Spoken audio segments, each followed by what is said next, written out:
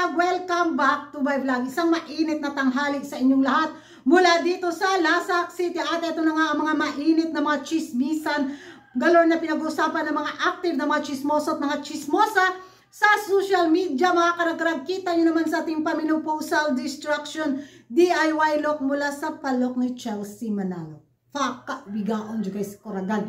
At ito na nga mga karag, mga yellowish na mga pa-trending na balita sa mundo ng beauty pageant na kung saan pinag-uusapan ang ating pambato na si Chelsea Manalo, mga karag-karag, sa isang pa-interview galore sa Telemundo. Telemundo. Di ba? Interesting.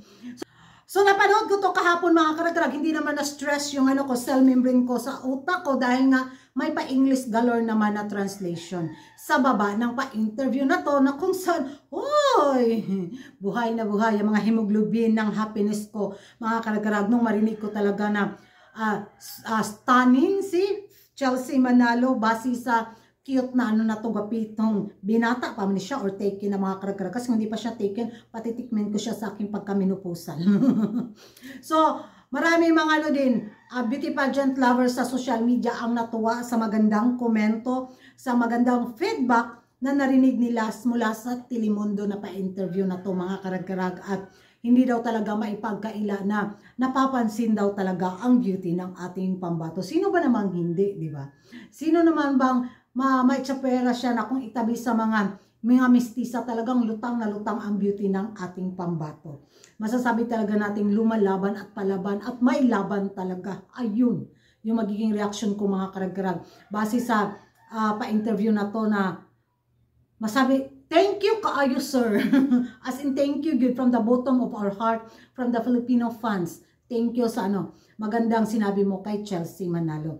Isa ito sa magandang advantage mga karag-karag kasi 130 countries tapos pack doon sa live interview na yon, which is nandun talaga ang pangalan ng Pilipinas. Stunning.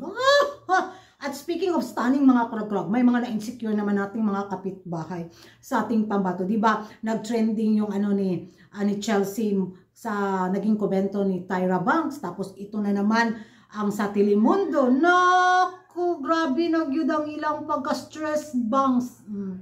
Hindi na talaga siguro nila nakaya. Ayun, gumagawa na naman sila ng mga edited photo ni Chelsea Manalo para magmukhang kawawa yung kandidata natin. But sad to say, hindi talaga tumalag yung mga panlalait nila. Kung gaano nila hinila pababa si Chelsea Manalo mga karag-karag, grabe naman yung mga papuring natanggap niya mula sa mga kilalang celebrity, mula sa mga kilalang personalidad bitaw sa mundo ng beauty pageant. Ayun, ang ending, sila yung yung kandidata ninyo ay nagmukhang tanga. Gigil ako. Gagawa-gawa sila ng mga pa-edited photo ni Chelsea para lang siraan. Ay, nako. Yung kandidata niyo, pansinin niyo naman. Which is, pumatok naman yung tadadang, tadadang. Oh, ganon. Ayun. Natuwa naman ang ating mga friendly neighborhood country, mga karag-karag, sa pasabog din ni Upal sa araw na to. Sabi pa nila, ito daw yung kandidatang binigyang honor daw ang bansang Mexico. Yung kultura ng Mexico, yung tradisyon ng Mexico, yung lingwahe ng Mexico. Talagang ginamit daw talaga ni Upal yung niya, yung alas niya, yung barahan niya para mapansin sa mga Latins community, which is pumatok naman siya ngayon mga karag-karag. Hindi ko lang maisip kung sana tinodo na lang niya yung sana yung face lock din. Mapawaw ka sa transition. Tapos si Andrea Misa, ay si Upal-Upal, hagbong na akong buhok. Si Upal-Upal lang pala, di ba? Well, ayun. Wala pa rin effect sa akin mga karag-karag. Bahala sila. Basta wag lang nilang itodo yung panlalait nila sa ating pambato dahil nako. Lintik lang talaga yung walang ganti sa kanila. Dami pa namang mga pa-screenshot yung mga beauty pageant na mga warriors sa face lock ni Upal, bitaw na walang makeup, yung halatadong Hagardo Versosa na siya ba?